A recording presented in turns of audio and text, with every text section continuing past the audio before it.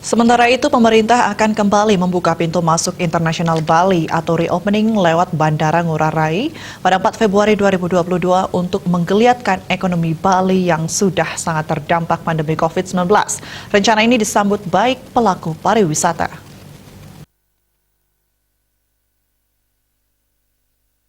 Ketua Asita Putu Winastra berharap rencana itu agar benar-benar terrealisasi. Saat ini pihaknya masih menunggu surat resmi dari pemerintah terkait pembukaan kembali Pulau Dewata.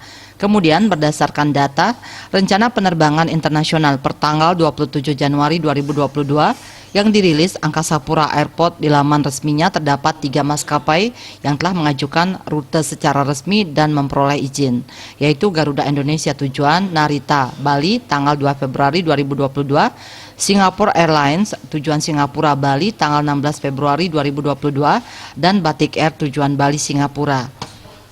Winastra mengatakan ini adalah kabar yang sangat baik bagi Bali, terutama untuk pemulihan pariwisata Bali. Pihaknya mengajak masyarakat khususnya pelaku pariwisata bersama-sama mengawal agar surat resmi pembukaan Bali sebagai entry point PPLN WNA ini benar-benar terrealisasi. Menurutnya, seluruh pelaku pariwisata mesti benar-benar bertanggung jawab terhadap pembukaan Bali ini dengan cara tak abai pada protokol kesehatan.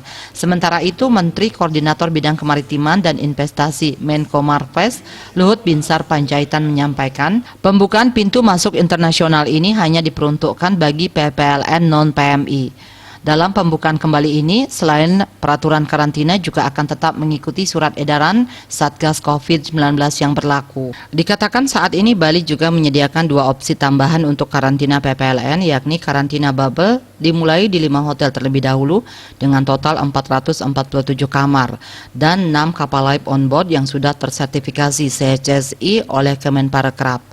Dalam reopening ini, pemerintah juga kembali memangkas masa karantina, yakni mengubah aturan karantina 7 hari menjadi 5 hari dengan catatan bahwa WNI dan WNA yang masuk ke Indonesia wajib vaksinasi lengkap. WNI yang baru melakukan vaksinasi dosis pertama tetap harus menjalani masa karantina 7 hari.